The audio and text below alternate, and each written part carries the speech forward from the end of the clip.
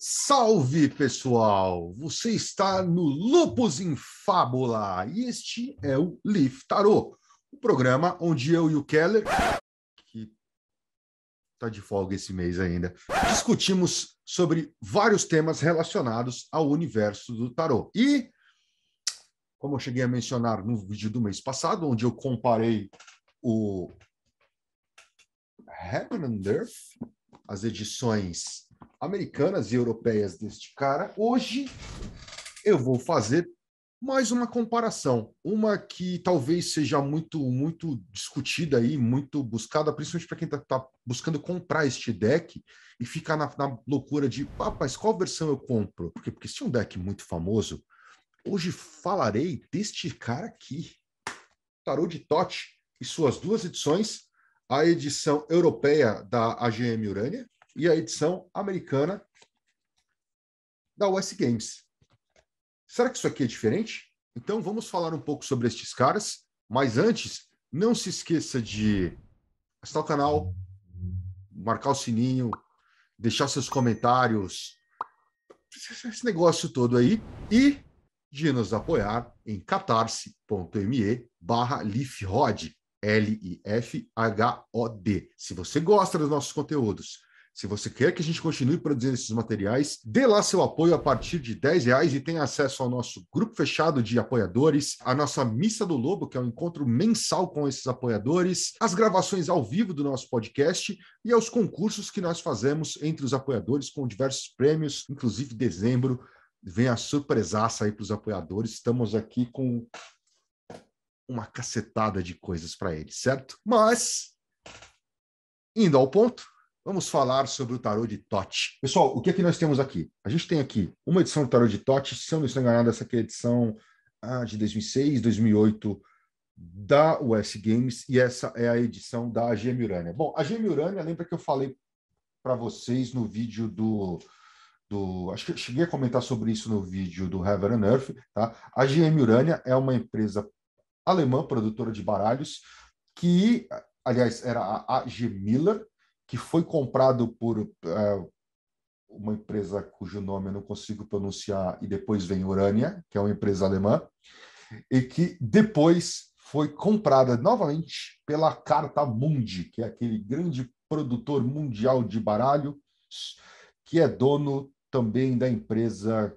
que você compra aqueles baralhos de truco na padaria. Enfim, então, uma série de aquisições. Aqui, ó, a Urânia, certo? Então, se você fala alemão, parabéns, você vai conseguir ler o que está escrito aqui.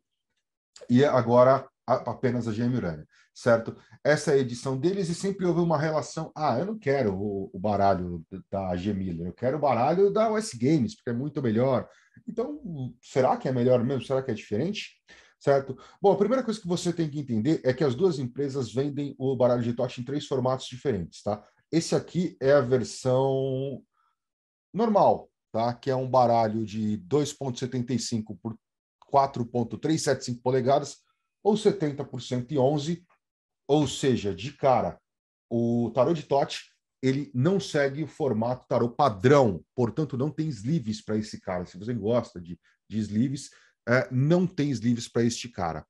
Outra coisa que eles também têm é a versão gigante. É uma versão maior, que é de 3,75 por 5,5 polegadas, que dá algo em torno de 96 por 140, 95 por 9,5 por 14, tá?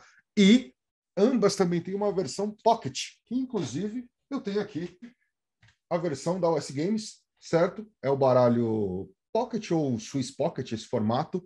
Ele tem 2,25 por 3,5 polegadas, que dá em torno de 57 por 89 milímetros, tá? Então é uma versão bacaninha aí para quem gosta de carregar seus baralhos de tarô para tudo que é lado. Enfim, os direitos autorais do baralho de Tote pertencem à OTO, a Ordem do Tempo Oriental, que é a ordem, basicamente, que o Crowley legou aí, né, para os seus seguidores.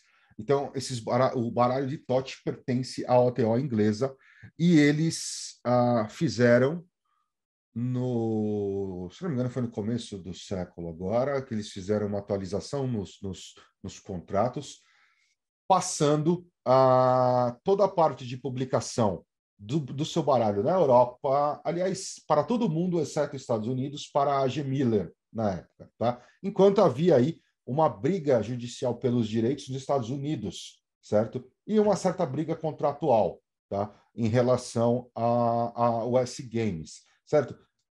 Eu sei que até 2013 essa confusão contratual ainda estava rolando. Eu não sei como é que está exatamente hoje, certo? Mas esse aqui, por exemplo, não sei se todo mundo sabe, mas o baralho de Tote ele ficou durante anos sem publicações nos Estados Unidos, né?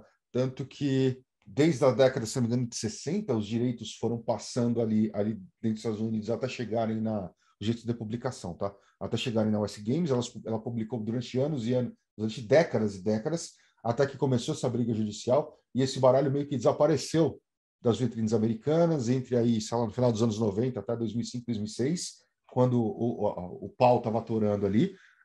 Um tarô de Tote na Amazon, na época que a Amazon era além ainda, chegava a custar $600 uma edição usada, até que parece que houve uma certa regulação que permitiu uma reimpressão, e aí eles voltaram a ter preços regulares. Esta versão é, inclusive, dessa época, que trazia de diferente o fato de, deixa eu abrir aqui, este baralho ter 3 magos, tá? Essa edição já não é mais vendida, tá? Mas ela tinha aqui, além do mago oficial aprovado pelo Crowley, outras 2 versões da Frida, tá?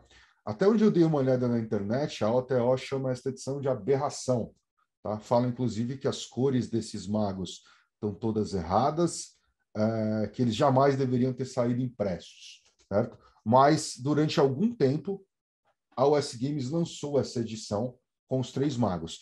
O fato é que a AGM, até onde eu sei, nunca fez isso, tá? Mas a parte mais interessante fica também por conta das impressões. Essa é uma edição, como eu falei, o US Games está em inglês, e uma das partes mais interessantes está no fato de que a AGM tem direitos para publicar o baralho de Tote em outras línguas. Então, esta edição que eu tenho aqui, por exemplo, está em português. Tá? Se não me engano, eles têm edições em alemão, português, francês, em inglês também. Tá? Então, essa é uma edição do baralho de Tote em português.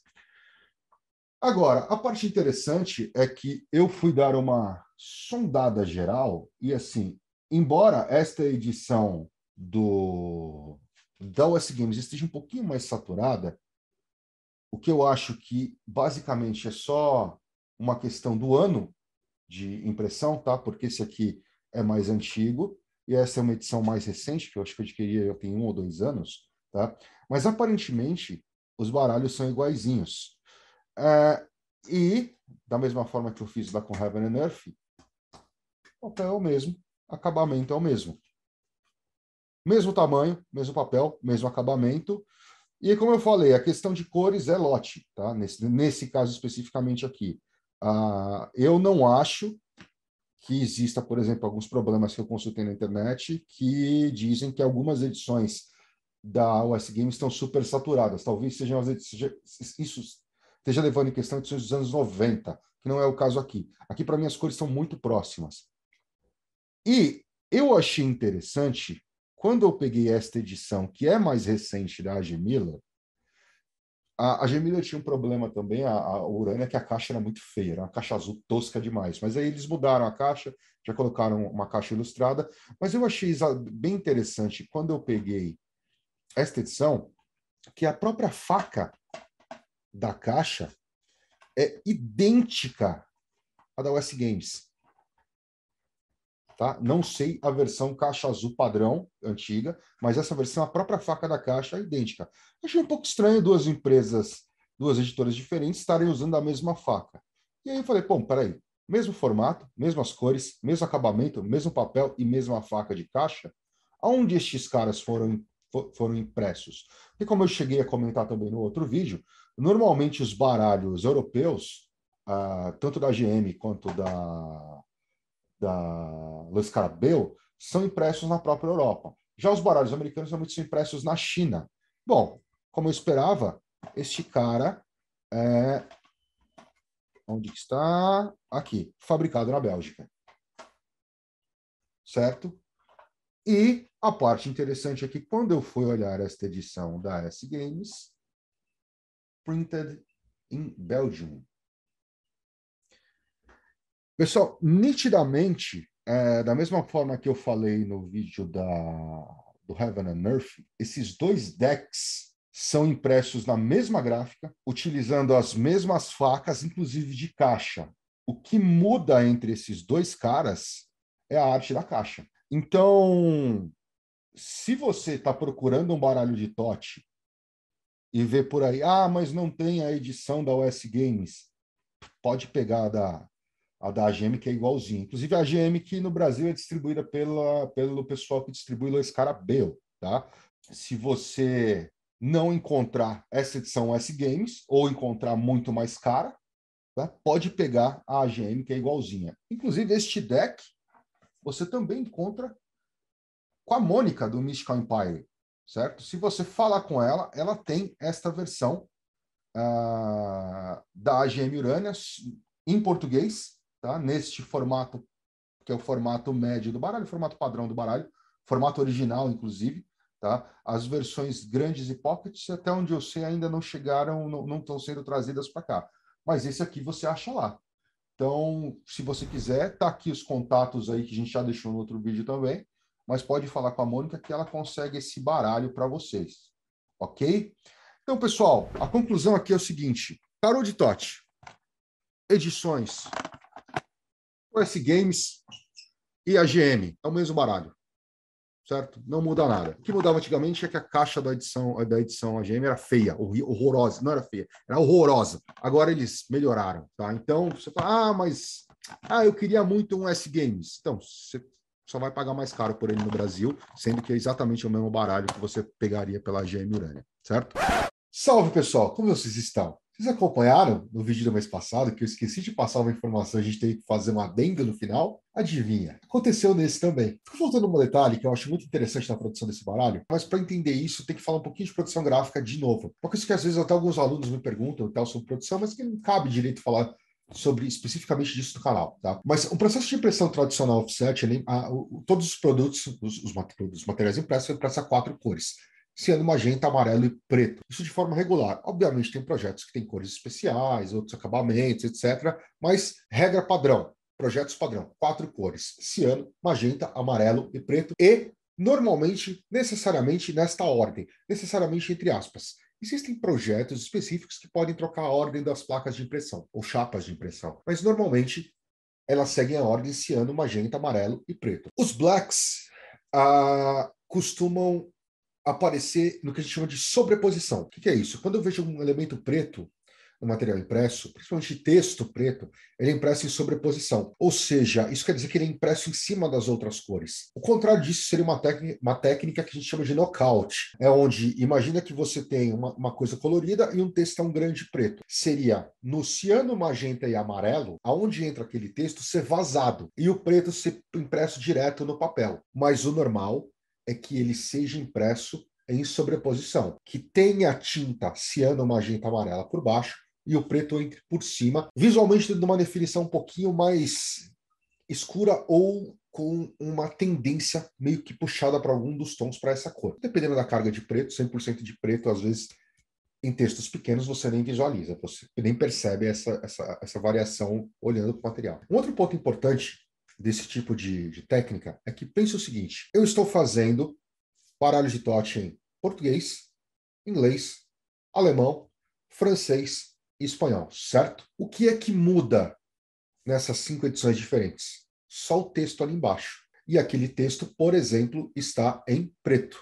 Se aquele texto está em preto, e vamos supor que eu precise rodar 10.000 peças de cada um desses baralhos, quer dizer que eu posso programar a minha máquina offset para rodar uma tiragem de 50.000 de ciano, magenta e amarelo. E depois, baseado nessa lógica, usar uma máquina de uma cor só, ou usar a mesma máquina, dependendo da produção, mas só com o black, e colocar ali para imprimir 10.000 com a chapa de cada língua. Isso costuma acelerar um pouco o processo de produção. Acelerando o processo de produção, custo de produção diminui. E fatalmente também esse é o motivo pelo qual a AGM EOS Games rodam no mesmo local. Tanto que talvez, suspeito eu, que inclusive seja uma gráfica da própria GM. Você rodando as 3 cores da tiragem completa e depois só trocando o black para cada uma das línguas, você vai ter o custo de produção significativamente alterado, reduzido. Então é possível, mais um dos indícios, que esses baralhos rodam juntos. Ok? Então, concluindo, os decks são iguais. Se você quiser um destes decks aqui da AGM, tem ali com a Mônica do Mystical Empire, ela ainda tem algumas peças, devem estar chegando mais, inclusive, para o fim do ano, e é só entrar em contato com ela por esses contatos que a gente está deixando aqui. Esperamos que no mês que vem as gravações regulares já retornem, que ela esteja de volta, a gente falando sobre outros temas aqui do mundo do tarô, né? Já na edição de dezembro. Não esqueça de assinar o canal, apertar o sininho, comentar, compartilhar esse bagulho todo e considere nos apoiar para que nós conseguimos produzir mais programas no canal, incluindo um programa de review de tarôs. Seria muito interessante que você ajudasse a gente a atingir esta meta lá no catarse.me/lifhod, LIFHOD. E não esqueça de acompanhar também o nosso podcast mensal, tá? Este mês sai um episódio muito bacana sobre Matrix. Então, unimos aí cabeças do meio tecnológico e ocultista para falar de Matrix, além, obviamente, de mim, do Keller e do Kussa. Dia 19 vai para o ar esse podcast. Um grande abraço para todo mundo e até o próximo vídeo.